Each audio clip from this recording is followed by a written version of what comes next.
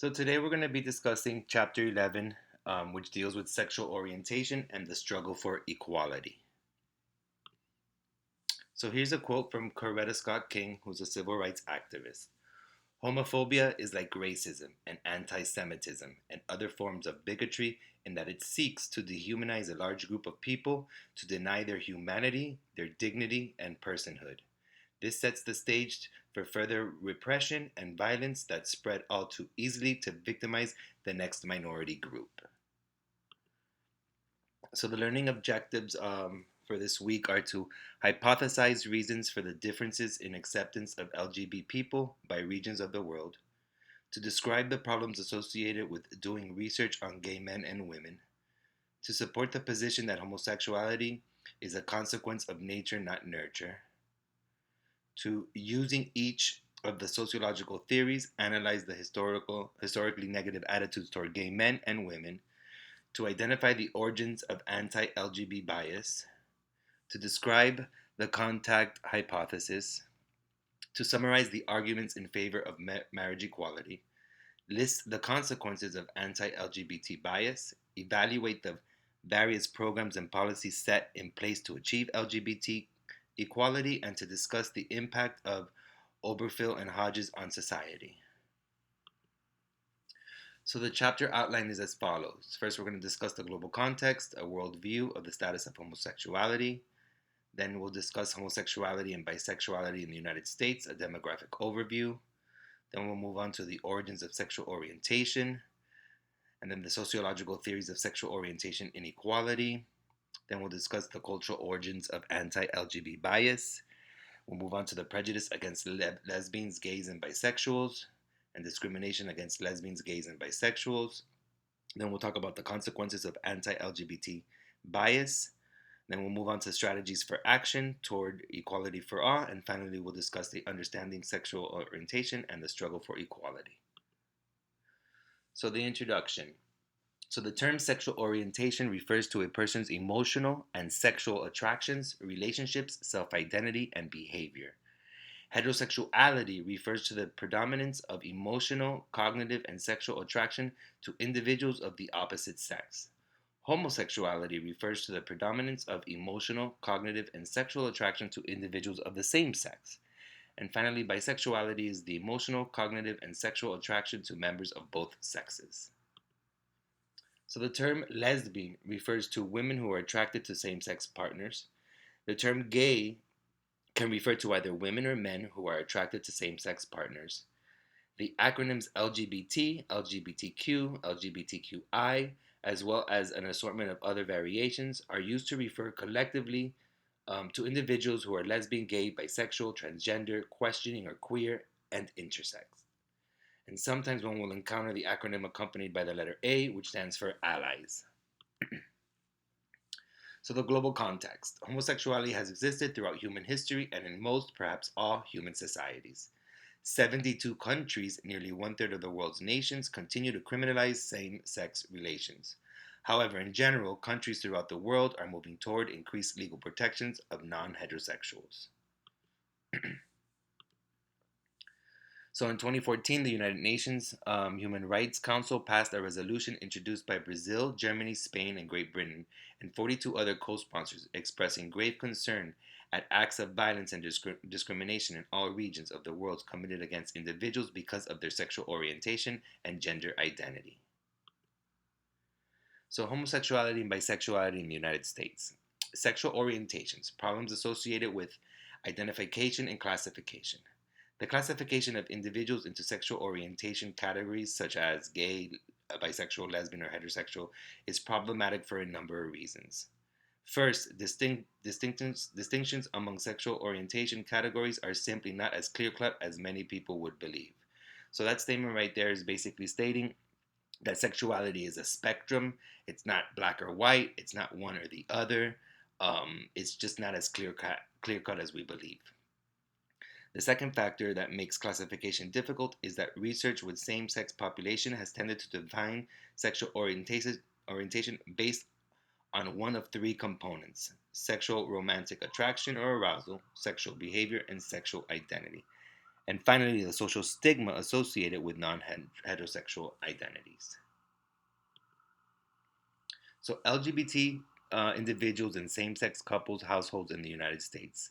So reliable estimates of the percentage of the U.S. population that is gay, lesbian, or bisexual are scarce.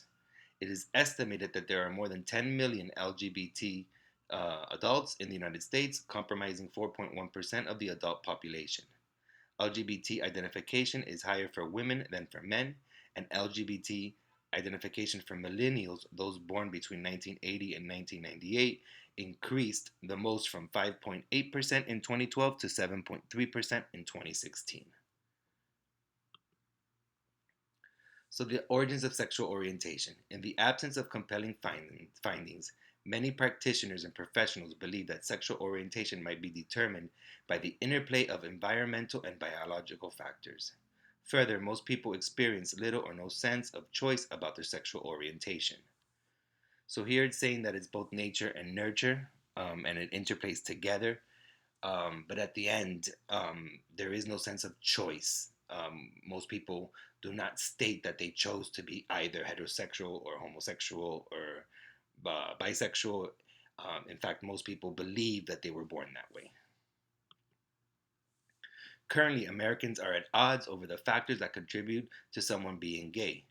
33% attribute it to be one's upbringing and environment. So that is saying that 33% believe that it's nurture, that we are socialized um, to either be gay, straight, or bisexual.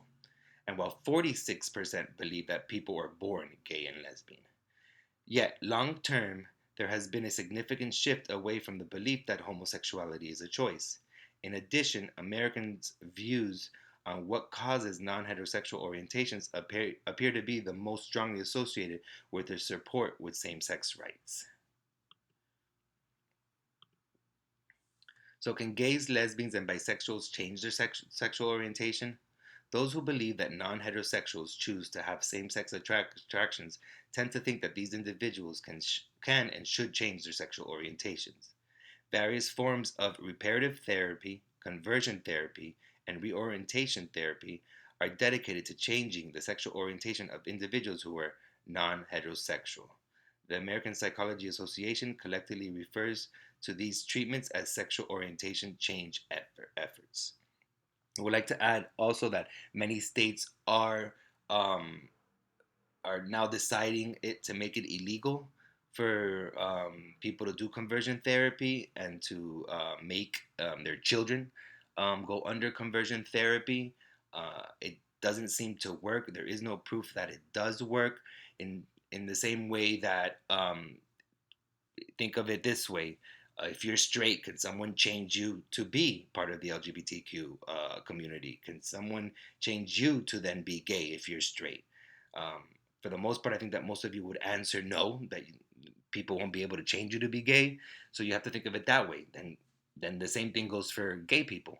Um, we can't change them, and we shouldn't try to change them. So many conversions and reparative therapy programs view homosexuality as inherently immoral and are pathological and allegedly achieve conversion to heterosexuality through embracing evangelical Christianity and being born again. Some treatments have gone to unethical extremes using shame, physical punishment, and other abusive methods to convert those with same sex attractions. So, this is why many states are making it illegal nowadays because of these unethical extremes that people go through when they're going through conversion or reparative therapy programs. So, onto the sociological theories of sexual orientation. The structural functionalist perspective states it is consistent with their emphasis on institutions and the functions they fulfill. They emphasize the importance of monogamous heterosexual relationships for the reproduction, nurturance, and socialization of children. So, a structural functionalist perspective would view homosexuality as something negative to the institution of family. But let's see what else it says here. So, from a structural functionalist perspective, homosexual relations as well as heterosexual non marital relationships are deviant because they do not fulfill the main function of the family institution. producing and rearing children. Clearly, however, this argument is less salient in a society in which other institutions, most notably schools, have supplemented the traditional functions of the family. Number two, reducing rather than increasing population is a societal goal. And finally, same sex couples can and do raise children. So, this is the argument that people state against what the social functionalist perspective argues, because we do know that same-sex couples are raising children, are having families.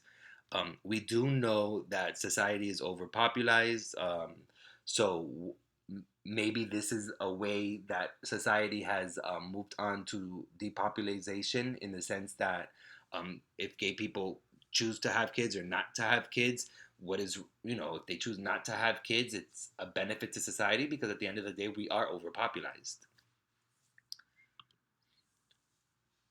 So, sociological theories of sexual orientation and inequality. So, to protest anti-gay initiatives in several states, activists declared a day without a gay. Gay men and women were encouraged to call in gay and stay home from work to emphasize the economic impact of the gay community. So, the sexual functionalist perspective is also concerned with the latent functions or unintended consequences. So, one latent function or unintended consequence of the gay rights movement is that increased opposition to gay rights. So, the fact that the gay rights movement has made so much positive changes throughout history, in the sense that from Stonewall to 2015, where the United States now allows same-sex marriages, all that being in the limelight has produced a latent function of the opposition of gay rights and people against gay rights. So, onto the conflict perspective. The conflict perspective frames the gay rights movement and the opposition to it as a struggle over power, prestige, and economic resources. Conflict theory helps to explain why many business owners and corporate leaders support non discrimination policies. It is good for the bottom line, meaning that it's good for business. Recent trends toward increased social acceptance of homosexuality may, in part, reflect the corporate world's competition for the gay and lesbian consumer dollar. And finally, symbolic interactionist perspective. It focuses on the meanings of heterosexuality, homosexuality, and bisexuality, and how these meanings are socially constructed, and how they influence the social status, self-concepts, and well-being of non-heterosexual individuals. The negative meanings associated with homosexuality are reflected in the current slang. The symbolic interactionist perspective also points to the effects of labeling on individuals. Once individuals become identified or labeled as lesbian, gay, or bisexual, that label tends to become their master status. And as we know, master status is the main status that people recognize you as. Symbolic interaction also draws attention to how social interaction affects our self-concept, behavior, and well-being. When gay and lesbian individuals interact with people who express anti-gay attitudes, they may develop what is known as internalized homophobia or internalized heterosexism. The internalization of negative messages about homosexuality by lesbian, gay, and bisexual individuals as a result of direct or indirect social rejection or stigmatization. So, what this is basically saying is that, so imagine being gay and being raised in a society that is anti-gay, and and you're amongst people and friends and family that are giving you this message that it's bad to be gay. And then after hearing these messages for so long, the gay individual has this internalized homophobia, where at the end of the day they start hating themselves. So, internalized homophobia has been linked to increased risk of depression, substance abuse, anxiety, and suicidal thoughts. So, cultural origins of anti-LGBT bias. So, first is religion. Countless LGBT individuals have been forced to leave their faith communities due to the condemnation embedded in doctrine and practice. Acceptance varies by age. 85% of Catholics between the ages of 18 and 29 believe that homosexuals should be accepted in society, compared to 50% of Catholics over the age of 65. And similarly, 52% of Protestants believe that homosexuality should be accepted in society, but there are significant differences by denomination and race. 34% of white evangelicals, 50% of black Protestants, and 76% of white mainline Protestants believe that homosexuality should be accepted in society. So here is an image and talks about sanctions of same-sex marriage and prohibit same-sex marriage and no clear position. So here we see a list of different churches and religions and how they view. So there's no clear position within Buddhism or Hinduism. Some religions that prohibit same-sex marriage is the American Baptist Church, the Church of Jesus Christ and Latter-day Saints, which are Mormons, Islam, the Lutheran Church of Missouri, the Orthodox Jewish Movement, Roman Catholic Church. These are all religions that have stated that they prohibit same-sex marriage. And then these are the ones that have sanctions of same-sex marriage.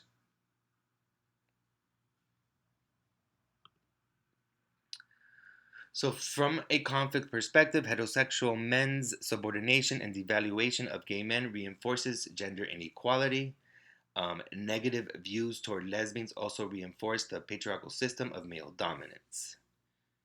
So, cultural origins, these are the rigid gender roles, and this is what plays a part for these rigid gender roles. So, myths and negative stereotypes. One negative myth about non-heterosexuals is that they are sexually promiscuous and lack family values, such as monogamy and commitment to a relationship. Another myth is that non-heterosexuals as a group are a threat to children, most notably as child molesters. In other words, people confuse homosexuality with pedophilia or sexual activity with prepubescent children. So that is a major myth that I'm sure many of you have seen, where people classify homosexuals as pedophiles. But in the end, when you look at the statistics, the vast majority of pedophiles are straight men. So prejudice against lesbian, gays, and bisexuals. So oppression refers to the use of power to create inequality and limited access to resource, which impedes the physical and or emotional well-being of individuals or groups of people. A person or group is privileged when they have a special advantage or benefits as a result of cultural, economic, societal, legal, and political factors. Heterosexism is a form of oppression and refers to a belief system that gives power and privilege to heterosexuals while depriving, oppressing, stigmatizing, and devaluing people who are not heterosexual. So, heterosexism is another term for homophobia. Prejudice refers to negative attitudes, whereas discrimination refers to behaviors that denies individuals or groups equality or treatment. So the term homophobia is commonly used to refer negative or hostile attitudes directed towards same-sexual behavior and non-heterosexuality identified individuals and communities of non-heterosexuals. When prejudice is directed toward bisexual individuals, it is called biphobia. Both heterosexuals and non-heterosexuals often reject bisexuals. Thus, bisexual men and women can experience double discrimination. So that last point is saying that even bisexuals are being discriminated against within the whole LGBT community, because there are many gay and lesbians that believe that bisexual individuals are not truly bisexual, that they need to pick a side, if you will. But like I stated before, sexuality is a spectrum. It is not black or white. It is not one or the other. So bisexuality exists, and we see that with the experience of individuals who speak out.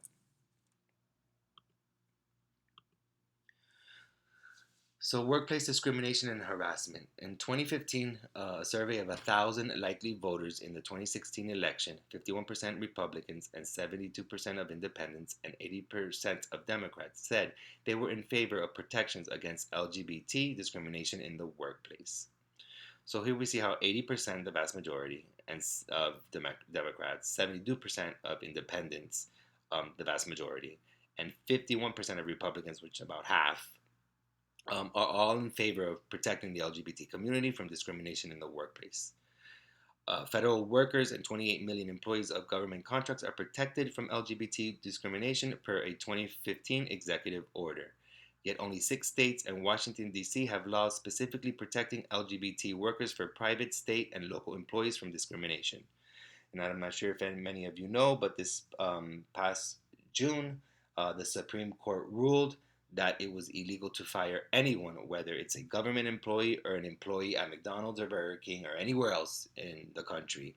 It is illegal to fire someone for being part of the LGBT community. So, marriage and equality. In 1996, Congress passed and President Clinton signed the Defense of Marriage Act, DOMA, which states that marriage is a legal union between one man and one woman. It denies federal recognition of same sex marriages and allows states to either recognize or not recognize same sex marriages performed in other states. This was extremely controversial, especially now. I know that President Clinton has changed his tune, so has Hillary Clinton. They both now do support same-sex marriage, but we have to understand that this is, from 1996, and back then, a lot of politicians basically come to agreement with things with the tone of society. And back in 1996, the tone of society and society's belief and what they perpetuated was, a non-support for same-sex marriage. So it would have been odd for any political candidate to support same-sex marriages back then. During June 2013, the Supreme Court issued 2 key rulings affecting same-sex marriage in the United States. In one ruling, the parts of DOMA that denied equal benefits and recognition to legally married same-sex spouses that married heterosexual spouses were deemed unconstitutional. As a result of the ruling, at the federal level, couples married in a state that provides legal same-sex marriages can now receive over 1,000 federal rights, benefits, and responsibilities of marriage heretofore reserved for heterosexual married couples. So that's another reason why the importance of same-sex marriage and the passing of same-sex marriage, it wasn't just about the community wanting to be married. It's also about the rights, the benefits that you get when you're married. So at the federal level, the U.S. Supreme Court issued 2 key rulings. This is repeating the same thing except for this third point. And the second ruling, Obergefell and Hodges, in 2015 resulted in marriage equality throughout the United States, which theoretically assures that all same-sex married couples can now receive the more than 1,000 federal rights, benefits, and responsibility of marriage reserved for different sex married couples. So, arguments against same-sex marriage. Some opponents of same-sex marriage view homosexuality as sick, unnatural, or immoral. They argue that granting legal status to same-sex unions would convey social acceptance of homosexuality, and that would thus teach youth to view homosexuality as an acceptable lifestyle. And opponents of same-sex marriages also commonly argue that such marriages would subvert the stability and integrity of the heterosexual family. So these are just basically a few arguments that we hear against same-sex marriage. When you look at the first one, and about sick and unnatural and immoral, I mean, that's a lot of that is based on religion, and we have to understand that, like we saw in the other slides, that a lot of religions are now accepting homosexuality. Some are not.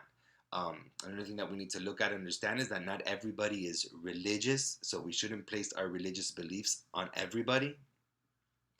Concerning the second point, about teaching youth to view homosexuality as an acceptable lifestyle. At the end of the day, like we discussed, a lot of people feel that they're born gay. So whether viewing homosexuality as acceptable lifestyle, at the end of the day, is not going to teach youth much, because they're going to be gay whether we accept the lifestyle or not as a society. So let's see. So marriage inequality, arguments in favor of same-sex marriage. Advocates of same-sex marriage argue that banning same-sex marriages or refusing to recognize same-sex marriages granted in other states is a violation of civil rights that denies same-sex couples the countless legal and financial benefits that are granted to heterosexual married couples. Another argument for same-sex marriage is that it would promote relationship stability among gay and lesbian couples. So, children and parental rights. Several respected national organizations, including the American Academy of Family Physicians, the American Academy of Pediatrics, the American Bar Association, the American Medical Association, the American Psychological Association, Child Welfare League of America, National Adoption Center, and the National Association of Social Workers have taken the position that a parent's sexual orientation has nothing to do with his or her ability to be a good parent. In fact, there have been many studies of gay families, and there is no proof that out there, and none of the research was able to prove that there is negative effects on the children raised by gay couples. So, violence, hate, and the criminal victimization. On October 6, 1998, Matthew Shepard, a 21-year-old student at the University of Wyoming, was abducted and brutally beaten. Media coverage of his brutal attack and subsequent death focused nationwide attention on hate crimes against non-heterosexuals. According to the FBI, 17.7% of reported hate crimes in 2015 were motivated by sexual orientation bias and 1.7% because of gender identity bias. One of the most horrific hate crimes was the 2016 mass murder of 49 and injury of 53 men and women in a gay bar in Orlando, Florida.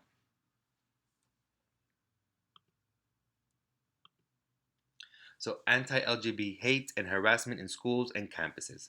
Multiple suicides by LGBT youth have provoked a nationwide dialogue about bullying, sexual orientation, and gender expression. Gender expression refers to how a person presents her or himself to society as a gendered individual. A person may have a gender identity as male, but nonetheless present their gender as female for any number of reasons. So, as we discussed last week, there's a difference between sex and gender. Sex is biological, and gender is more of a form of expression, and gender is more of in kind of in your brain, if you will. So, a survey of more than 10,000 LGBT middle and high school students documents the prevalence of anti-gay sentiment during adolescence. According to the National School Climate Survey in 2013 to 2014 school year, 85.2% of LGBT students reported being verbally harassed at school. 27% reported being physically harassed at school, and 13% reported being physically assaulted at school because of their sexual orientation. So here we see about the vast majority of LGBT students are being verbally harassed at school. This is a form of bullying. This is between the 2 years of 2013 and 2014. So even though we're now in 2020 and things have changed slightly, the bullying of gay students, of gay kids, is prevalent. It's extreme, and it happens every day.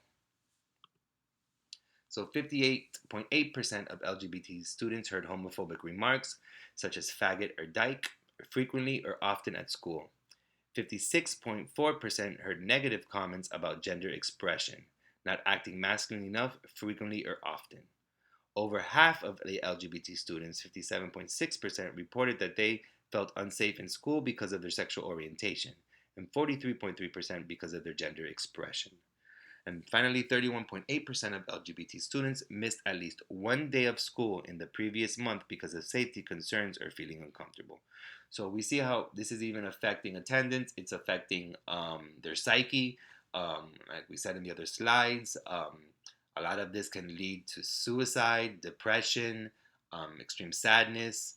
This is something that many kids that are part of the LGBT community face. I, hopefully things move towards better, but at the end of the day, this is something that's still going on. And finally, the minority stress theory explains that when an individual experiences the social environment as emotionally or physically threatening due to social stigma, the result is an increased risk for mental health problems. So we see right here how this theory argues that all this bullying and anti-gay sentiment can lead to mental health issues as well. So the consequences of anti-LGBT bias. So many of the negative experiences LGBT people have are associated with physical and mental health problems. LGBT men and women who have undergone a prejudice-related stressful event, such as discrimination or rejection, are over 3 times more likely to have a serious physical health problem than LGBT men and women who have not had a prejudice related stressful event. So we see here how it's even affecting people physically because of the stress. So the relationship between LGBT status and increased risk of substance abuse is also rooted in sociological variables. Absence of a school GSA is associated with increased risk for drug use. So here we see how it can lead to substance abuse. So economic inequality, poverty, and homelessness can also lead to that. So LGBT men and women have lower standards of living, are less likely to be able to afford basic necessities, and are more likely to worry about finances. Same-sex couple households have a higher average of income, likely the result of their higher levels of education, than different sex couples. And LGBT youth are disproportionately homeless when compared to their non-LGBT counterparts. This homelessness can be directly linked to, youth running away because they have a family that doesn't support them after they've come out, so they feel that they need to run away, and running away leads to homelessness because at the end of the day, it's hard for a youth, let alone adults, um, to afford and to be able to live and to survive in society without having a job and having a home, and and if it's hard for an adult, imagine a youth. Aging LGBT individuals are at a higher risk for a range of negative life outcomes. LGBT elders have higher rates of poverty than their heterosexual and gender conforming peers. Aging LGBT adults are less likely to have children or a spouse to provide care, and they are more likely to be estranged from other family members and to live alone. So, this is looking at aging and retirement now during our time. So, these are individuals that were raised in a society that were extremely homophobic. And there was no marriage equality back then. So, they've aged and they've been living in a society that is anti gay. So, it's not hard to believe that they wouldn't have a spouse, they're not going to have kids because they came from a society that did not accept homosexuality, and let alone a homosexual family. They weren't allowed to get married and so forth. So it's not surprising to see that they are less likely to have children and that they're more likely to be estranged from their family. So many of the efforts to change policies and attitudes regarding, so these are strategies for action. So many of the efforts to change policies and attitudes regarding non-heterosexuals and gender non-conforming individuals have been spearheaded by organizations that specifically advocate for LGBT rights. And some of them are the Human Rights Campaign, the National Gay and Lesbian Task Force, the Gay and Lesbian Alliance Against Defamation, and the International Lesbian and Gay Association. So LGBT status and the media. The media has been instrumental in the lives of the LGBT individuals for several reasons. First, it has provided LGBT individuals, most importantly youth, role models for coming out. Another example is National Coming Out Day. The media has also provided examples of the increasing social disapproval of LGBTQ prejudice. And social media has been important in addressing the needs of LGBT youth who feel the effects of minority stress. So another way the media has helped is through representation. So for example, back when I was growing up, in the 80s and early 90s, there wasn't a lot of representation in TV shows of gay characters. That kind of changed towards the late 90s. And now, today, we see many TV shows that have gay representation with gay characters, and that is also a form of the media showing acceptance, that we live in a society that needs to accept and see these individuals as real individuals that are worthy of dignity. So, advocates from the world of sports. In recent years, various notable athletes and athletic organizations have taken a stand against homophobia. Former New York Giants defensive end and current Fox NFL analyst Michael Strahan filmed a public service announcement supporting the legalization of same-sex marriage in the state of New York. Phoenix Suns point guard Steve Nash and New York Rangers forward Sean Avery also filmed PSAs. At the Straight for Equality Awards ceremony on April 4th, 2013, Baltimore Ravens player Brendan Ayanbandejo and Minnesota Vikings player Chris Kluwe were presented with awards by former National Football League Commissioner Paul Taliabu, honoring their support for equality for the LGBT community. So we're now seeing even in sports, and many sports players. Well, I'm not going to say many, but quite a few sports players have come out now um, as gay or lesbian, because now we're living in a society that is accepting them more. Back in the day, a sports player coming out was unheard of. So, law and public policy. The Employment Non-Discrimination Act, a proposed federal bill that would protect LGBT individuals from workplace discrimination, has been debated in Congress since 1994, but has never been signed into law. But like I stated before, the Supreme Court just last month basically made the decision that it is illegal to discriminate any LGBT people or individuals in the workplace. 21 states and the District of Columbia have laws banning sexual orientation discrimination in the workplace. But just like I said, it's now all in 50 states. So marriage equality, the U.S. Supreme Court decision in Obergefell and Hodges was announced in June 26, 2015, resulting in a 5-4 U.S. Supreme Court decision legalizing same-sex marriage throughout the United States. The decision has fueled a backlash from conservatives and faith-based groups. So much so that I'm sure maybe you guys saw that when all this happened in 2015, there was a lot of gay couples going to get married. And I believe that it was in Kansas that one gay couple went to go get married, and in the court there, and the person in charge of that, issuing the license, the marriage license, refused to issue the license, and it was a big hoopla, and it was all over social media that here is this person now defying a Supreme Court decision. That person was ultimately fired. So parental rights. Large national organizations such as the Child Welfare League of America and the National Association of Social Workers, the American Psychological Association, and the American Bar Association all support the suitability and qualified unmarried and non-heterosexual couples to foster and adopt children. Every Child Deserves a Family Act is the act that would help that out. That this is an ongoing debate. It honestly, I believe, is through the states, and they're the ones who decide whether gay individuals can adopt or foster. I believe, if I'm not mistaken, the federal government now and the president is allowing faith-based organizations, so meaning like a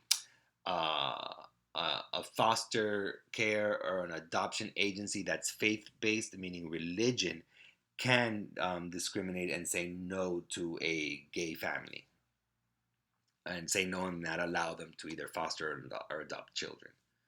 So in 2009, President Obama signed into law the Matthew Shepard and James Byrd Jr. Hate Crime Prevention Act. This law expands the original 1969 federal hate crimes law to include hate crimes based on actual or perceived sexual orientation, gender, gender identity, and disability. So in 2009, we see how the LGBT community was added to this 1969 federal hate crime law as a protected group. So educational strategies and activism. The censorship of LGBT current issues, historical figures and events, and sexual health in both the classroom and in school libraries is a heated debate across the nation. In 2012, the guidelines of California's Fair Education Act were revised in order to prohibit schools from adopting learning materials that portray people with disabilities, lesbians, or gay men in a negative light in history and social studies lessons. So, we see now and we hear a lot now how the history that we've been taught has been kind of manipulated in a way and not completely honest. And part of that is because when we are taught history, they negate to talk about the historical things that either gay individuals have done, even black individuals have done, and they've omitted that information from our history lessons for whatever reason. You can argue for whatever reason that may be. You can say that it's because of homophobia, you can say that it's because of racism, you can say it's because of white privilege, but at the end of the day, without even arguing the why that happened, we all know nowadays that the history that we're being taught, there's a lot of information that has been omitted and not given to us. So a number of programs exist that aim to create an harassment-free climate and promote understanding and acceptance of sexual orientation and gender diversity in K-12 school settings. So many LGBT affirmative and educational initiatives of middle and high schools also occur on college campuses. Student groups in higher education, for example, colleges and universities, have been active in the gay liberation movement since the 1960s. So the Student Non-Discrimination Act was introduced in Congress in 2015. If passed, the act would prohibit discrimination in schools based on the real or perceived sexual orientation of gender identity. It also defines harassment as a form of discrimination and authorizes the federal government to cut off funds to schools that fail to enforce the new law. Finally, it asserts the rights of victims of discrimination on the basis of sexual orientation or gender identity to seek redress in the courts. So, finally, understanding sexual orientation and struggle for equality. So, in recent years, a growing acceptance of lesbians and gay men and bisexuals, as well as increased legal protection and recognition of these marginalized populations, have been witnessed. Gay pride celebrations are marches, demonstrations, and other cultural activities promoting gay rights and are important in organizing gay activists, but cannot be used as substitutes for conventional, boring, but essential political participation. So one thing that I want to say about gay pride celebrations, and we hear about gay pride parades, and something that you're going to learn in your written assignment, is that the first gay pride and the first gay celebration was in fact a riot in New York City, and it was the Stonewall riots. And like I said, you're going to learn more about that in your written assignments. But so the reason why I bring that up is because many people in the LGBT community are now witnessing these protests that we see and these riots that we see that are happening today, and they criticize these riots, and they seem to forget that the first gay pride was in fact a riot. So, as both structural functionalists and conflict theories note, non-heterosexuality challenges traditional definitions of family, child rearing, and gender roles. As symbolic interactionists note, the meanings associated with homosexuality are learned. Powerful individuals and groups opposed to gay rights focus their efforts on maintaining the negative meanings of homosexuality to keep the gay, lesbian, and bisexual population marginalized. But political efforts to undermine gay rights and recognition must realize that prejudice and discrimination against individuals based on statuses over which research suggests they have no control hurts everyone. So that last sentence, prejudice and discrimination against individuals based on statuses over which research suggests they have no control over, that is talking about no control over their sexuality. And like I stated in the beginning of this lesson, we must look at what people feel, and most people feel that they are born gay. So when we have the argument of whether it's nurture or nature, or which means whether you're born that way or you're socialized that way, the argument is that it doesn't really matter if people were socialized within their sexuality or if they were born with their sexuality, because at the end of the day, if they were socialized, let's say, to being gay, number one, that would mean that heterosexuals are also socialized to being straight, because humans are humans, and we can't say that sexuality is socialized only for gay people and not for straight people. So that's number one thing that you need to point out. Number two is that if gay people believe that they were born that way, right? That means that the socialization had to happen at such an early age in their life, whether it happened at 1, 2, 3, 4 years old, when you're not even aware of what sexuality is, that would just indicate that it happened at such a young age that now they have no choice and they were socialized that way. So it is what it is, basically, and that's who they've become. And we, like I noted before, conversion therapy isn't helping, because if you can't change a straight person to be gay, you can't change a gay person to be straight. You know, so that whole nature, nurture, socialized, born that way argument is kind of moot, because at the end of the day, the vast majority of people feel that they had no decision. You know, whether you're straight or gay. When you ask a straight person, did you decide to be straight? Most of them are going to say no. So that ends the pre-recorded lecture for the day. Make sure that you complete the lecture quiz now. Have a good day.